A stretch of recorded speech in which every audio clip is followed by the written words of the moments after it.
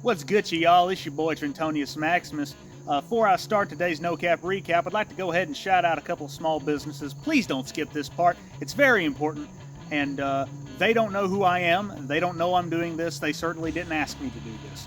But I'm going to go ahead and shout out a couple of businesses from the area.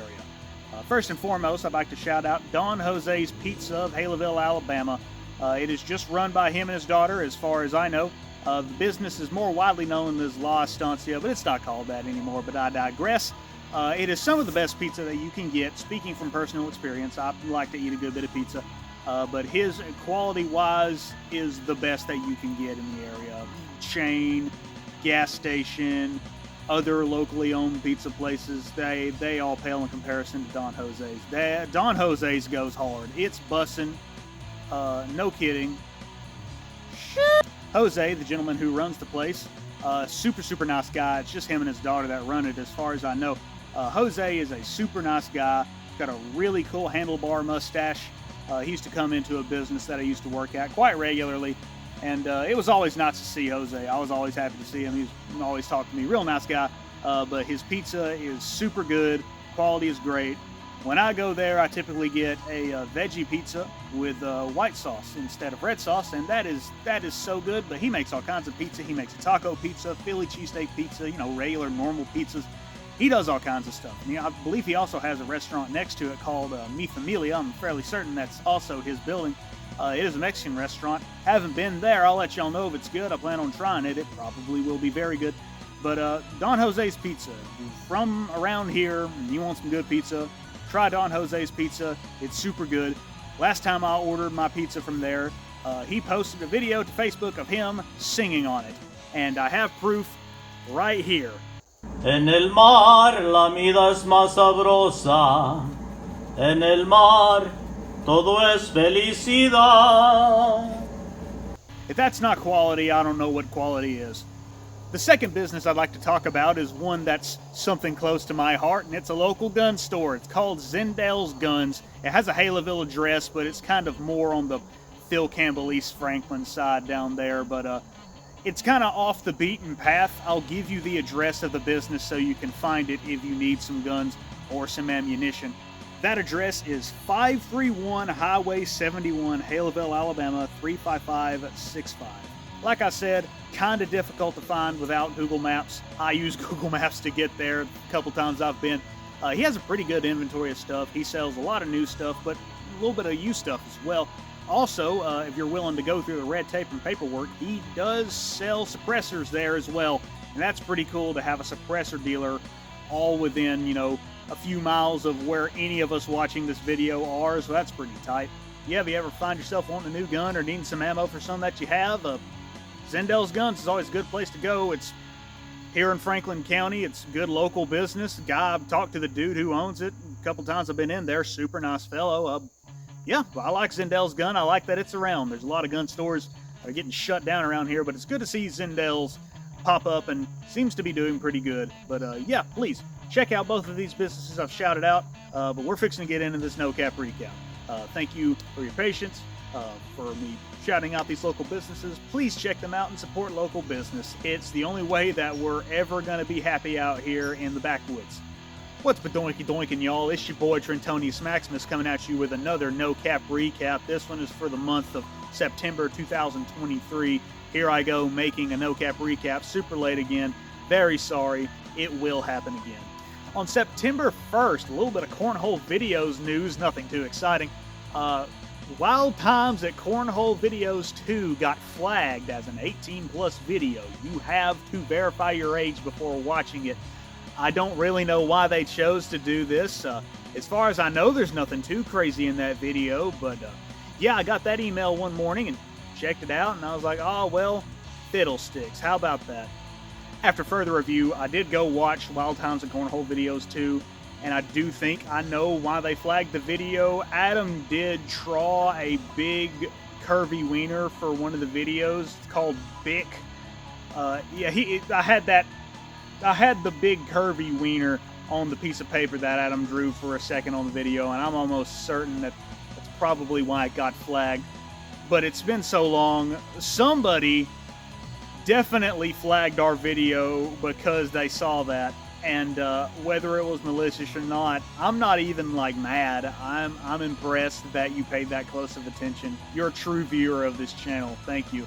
Anyway, doesn't bother me to have a video be flagged to be age restricted. This is a mostly 18 plus aimed channel anyway. This is not for children. September 2nd, Alabama kicked off their football season and steamrolled Middle Tennessee 56-7. I'm an Alabama fan myself. I don't really don't get to watch football. I haven't gotten to watch football because of work for several years now, but still like to keep up and see what's going on. But yeah, Alabama took that dub from Middle Tennessee 56-7.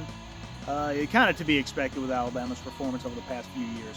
September 4th, there toward the end of the Burning Man Festival, there was a big flood that happened, and it stranded something to the tune of like 70,000 people there out in the desert. Just a bunch of hippies out there listening to, I don't know, what do they even listen to? Do they like Fleet Foxes? I like Fleet Foxes.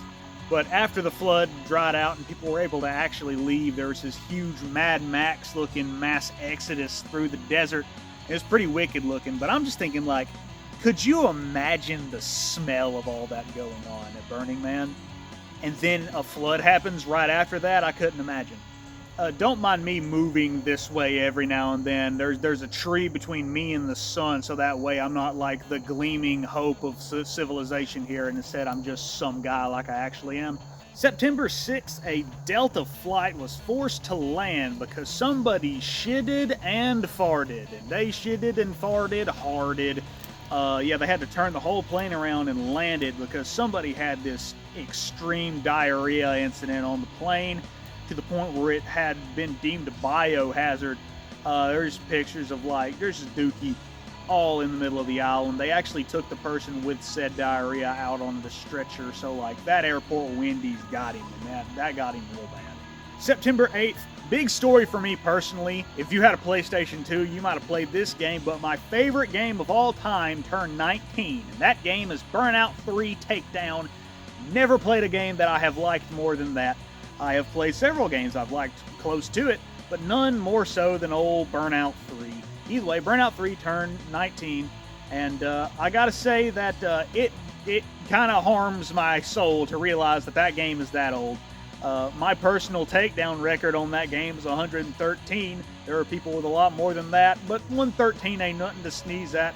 Muscle Top 1 squad. Also on that day, there was a humongous earthquake in Morocco, and it caused a lot of damage, and a lot of people, unfortunately, did die. You don't really hear a lot of news out of Morocco. Morocco has done a lot for the world. I was once friends with a dude from Morocco over the interwebs, and also I really like couscous. Couscous is delicious. I think that's a Moroccan food. But either way, yeah, big Morocco earthquake, big bad thing.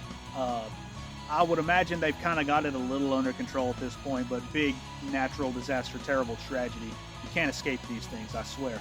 September 9th, some Alabama football news. All my Alabama fans, brace for impact. I know you don't want to hear about it, but we got to talk about it. Alabama took that fat L to Texas University, 24-34. That is a 10-point deficit. That is unheard of for Alabama to lose by that much over the past 15 years, but it certainly happened. But I can tell you why it happened. No, it wasn't because of bad calls or poor play execution or, lack of talent altogether from either side. It was because Texas had the Undertaker on their side. Texas had a little, one of them hype videos, kind of like Alabama has, but theirs was done by none other than Mark Calloway himself, The Undertaker, the Phenom, the Dead Man, The Undertaker. I always love talking about The Undertaker on No Cap Recap, and I'd love to talk about it as often as possible. I'm not as into wrestling as I was back when I was like 9 or 10, but let me tell you, I love The Undertaker, and I don't see this game as a loss for Alabama. I see this game as a dub for The Undertaker. So, we'll start a second streak that Brock Lesnar can't beat because he don't play football no more. September 11th, you know what I'm going to talk about. 22nd anniversary of 9/11. Never forget. Do I think 9/11 was an inside job? If you have ever seen a No Cap Recap or heard me talk in person, of course I think 9/11 is an inside job. There was a point in high school where I'm like, nah, definitely the jet fuel didn't melt the steel beams, but the huge fire within the building did, and maybe so, but how much money went missing the day before 9/11? I know it's in the billions. It had never happened before, but the day before towers came down, they just misplaced a few $1 billion. And isn't that just wild how that happened? Isn't that just crazy? September 13th, a big manhunt in the Pennsylvania-ish area came to an end. Some fella who had murdered some people, and he was an inmate for said murder. He escaped, and there was a huge manhunt for this dude over the course of like 2 weeks. September 13th, it finally came to an end. They caught him somewhere and then drug him out of the woods, and there he was. So keep in mind, if people say you can't run from the government, you know, they're gonna find you. It took them 2 weeks to find some dude who killed somebody and got out of jail. It took them 2 weeks. September 15th, my favorite kind of news, and that's gun news, and I also love shitting on Taurus. So Taurus released a gun called the Taurus Judge Home Defender. Now, you might know what the Taurus Judge is. I would imagine you do. It's that revolver with the really long cylinder that can shoot 410 shotgun shells or 45 long Colt cartridges. And that sounds like a great idea. You can refer back to me talking about the Rossi Brawler. Not really that great of an idea to have 410 out of a gun with a rifled barrel. And then at the end of the day, if you use the actual cartridges, you just have a big 5-shot 45 long Colt. And again, not really the best idea for a concealed carry or anything. But Taurus decided that they were going to make this thing have a forearm and a longer barrel and no sights up top. It's just a Picatinny rail where you can put a red dot sight or something of that kind on top. Why did they do that? Just go out of business. The Taurus Judge is generally just kind of a bad idea as a gun. There have been different adaptations on it. They made a polymer version, they've made a 3-inch Magnum version, they even made a rifle/shotgun version of it. It's like a revolving rifle doodad. That didn't work out too great either. But now they've made it into this weird thing that is a revolver with a forearm and a long barrel. And I don't know what they were trying to accomplish with it. If you're thinking about buying one for home defense, please don't do that. Please get a real gun, like at the very, very least a 38 special of some kind. But you'd be better off with a 9mm automatic or an AR or some kind of 12-gauge shotgun that's of good quality. Taurus. I would say never change. I want Taurus to change back. They used to make some really, really interesting guns with some nice finishes. Hey, Taurus, you remember the 650 CIA? You remember how tight that thing was? That thing was gorgeous. Make that again. Since I'm talking about guns, I'll go ahead and do my monthly Trent's Got a Gun to Show and Tell. And the one I got this month is indeed a revolver, and it is the High Standard Sentinel. Old classic. They haven't made these guns since the 1980s, I believe. This is an early version. This is the first iteration known as the R100 Sentinel.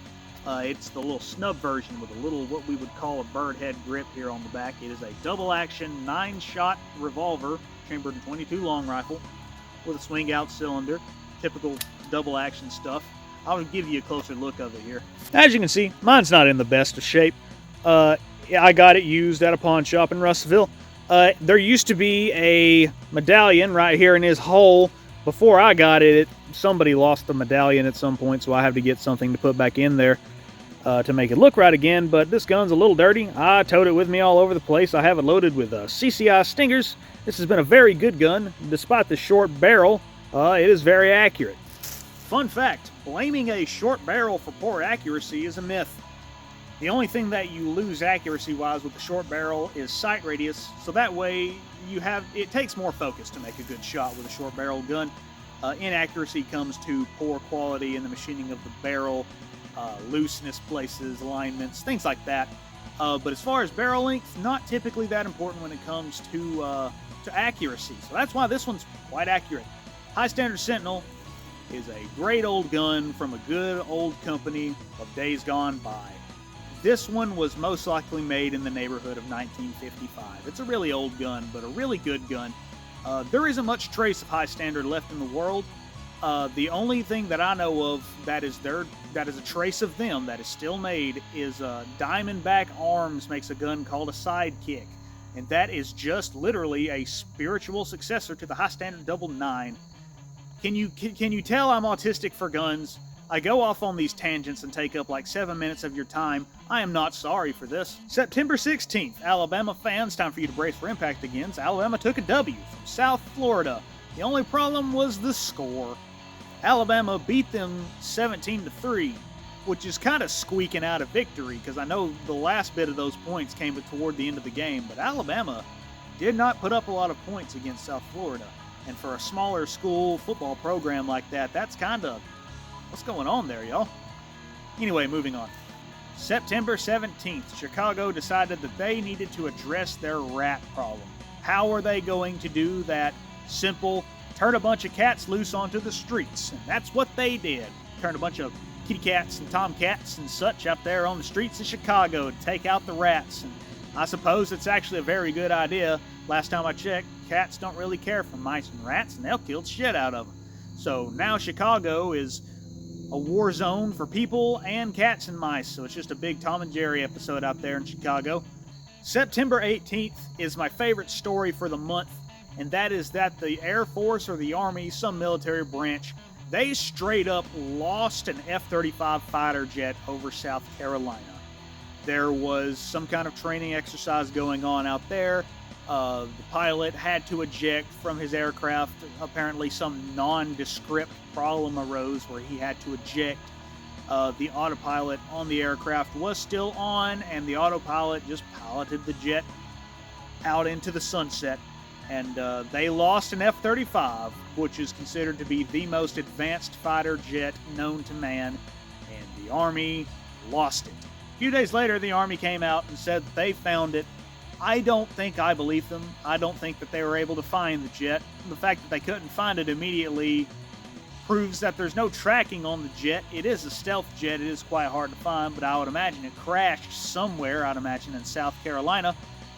And I'd imagine some guy just has the world's fastest flat bottom now and a few missiles. So if you hear about something pertaining to that, I will talk about it on the No Cap Recap in the future.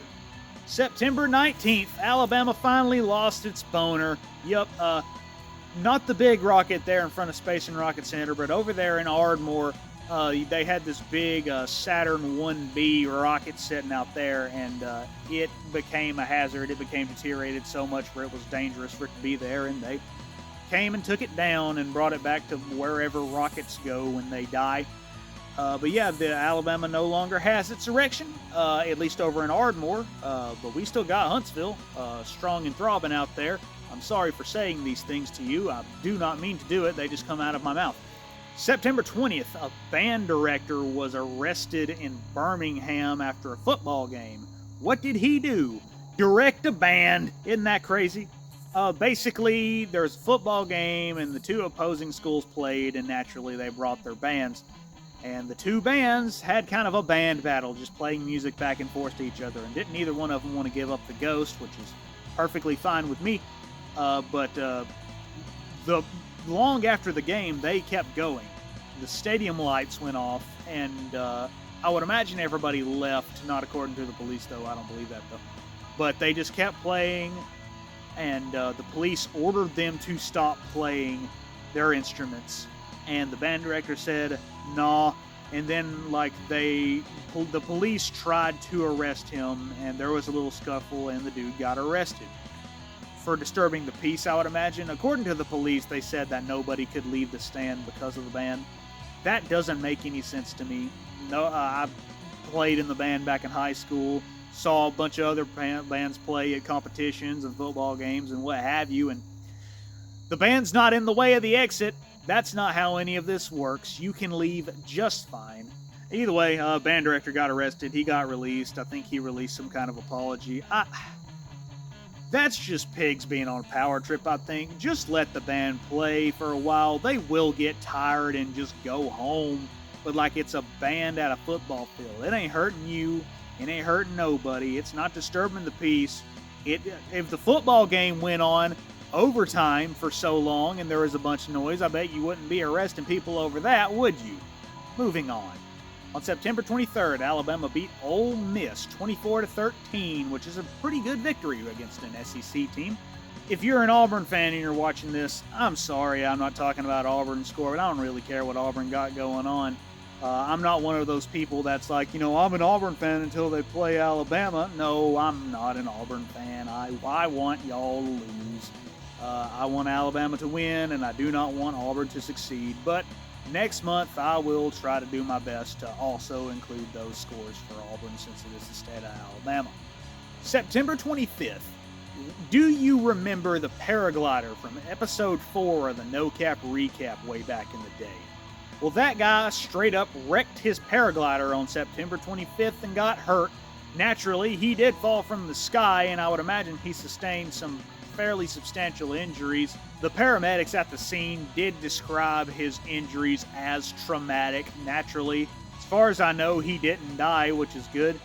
He's okay from the best I can tell, so I hope to see him in the sky again, but that's crazy how a story can come full circle like that. Also on that day, a reboot of The Office, the American version of The Office, they announced that they were going to do a reboot of it. Stop doing that. Leave series alone. Make up new ideas and make up good ones. You don't have to keep digging up these old series to try to make a little bit of money. It's okay. You can make a series. I believe in you. You don't have to keep digging up Steve Carell to get him to make the same few jokes again. It's all right. Like, The Office was a good show, and it was funny, and it was certainly famous and successful, but leave it alone. It's okay. You don't have to reboot it. September 27th, a chicken leads cops on a wild chase in Arkansas. Free my homie. He didn't do nothing. September 28th, more gun news. I like that.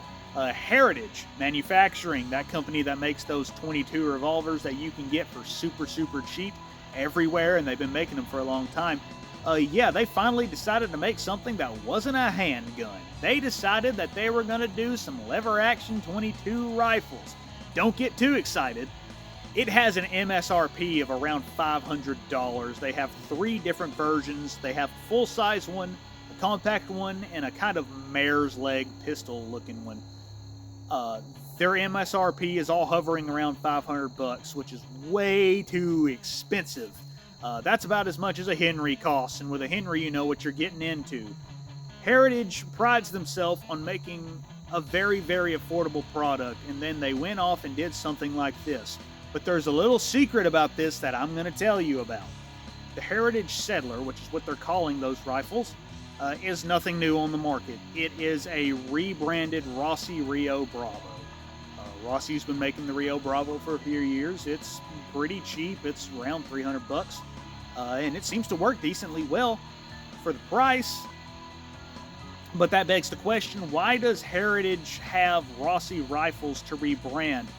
Heritage Manufacturing and Rossi are both owned by Taurus. That's the parent company, so Taurus can make Heritage sell Rossi guns. They just rebranded them, thought they were clever, and they do have a lot of people tricked, thinking that it's a new product, but it's not. It's just a rebranded, overly priced Rossi Rio Bravo. I wish Heritage would have done better, because Heritage does make a decent product. Their little Rough Rider 22 revolver is pretty good. Either, you get a lemon every now and then, but for less than $150, what do you expect? And I was really hoping that the lever action would be something new and really affordable, and it was not. So I'm a little ashamed of Heritage right now. September 29th, Britney Spears had another moment. She went on the gram and live streamed a video of her in her kitchen dancing with some knives. She had knives in her hands, and she was just kind of dancing around there. It was kind of freaky looking. I didn't see the actual video, but the screenshots sure don't make me feel good. The police were called. They were able to determine that nothing was wrong. A spokesman for Britney herself said that, nah, she good. She was just doing that. So, that's a little strange, but whatever. I got more Britney news to talk about for October, so I guess we're talking about Britney Spears sometimes now. Also on that day, Dianne Feinstein died. She was 90 years old. If you don't know who that is, she is some kind of congresswoman or something to that effect. And at the age of 90, she was still making decisions involving your future. Yep, this is 3 in a row we've talked about this subject. We're talking about it again. The people who run this country and make decisions about it are far too old because they don't know what's going on here. But this is a dub for people like me. Dianne Feinstein passing away because she was a huge anti-gun proponent. And today I have come out here yet again with the old Wasser 10 AKM variant rifle to signify that her life's work ended in failure. Rot in hell. You are not going to get any freedom of mine. Fuck you. Our final story for the September No Cap recap was the 30th. And what happened on the 30th?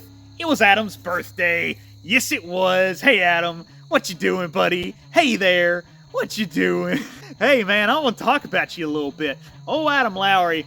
Me and Adam Lowry started this channel up here back whenever we had just gotten out of high school, and me and Adam have been friends real close since about 8th grade. Adam, a boy. I love Adam so much. I don't get to see him as much as I used to. I miss him a lot. A happy belated birthday to Adam. I'd imagine everybody on here watching this video definitely wished Adam a happy birthday. I know I did. Really happy that Adam turned old 26 this year, that boy. I'm going to take a minute to reminisce about Adam here on the No Cap recap to finish her off. On this channel, there's a video that you've probably all seen, and it's called Stank Lunch. And Stank Lunch is a very popular cornhole video, and I remember very clearly the day that we made that video. It was just, I got done with all my classes at college that day, and I approached Adam. I said, hey man, I have an idea. It's going to be called Stank Lunch. We're going to make Alfredo mixed with sardines and eat it on camera. And Adam was like, okay. And we went back to my house and recorded it. And Adam made his character to go with it, Brucey Fitzel Biscuits. And then banking off of him, I made Ricky Bustletree. And that was the funnest video to record that we've ever done for the channel. We had so much fun doing that. It was a non-stop just, we were dying the whole time we were making it.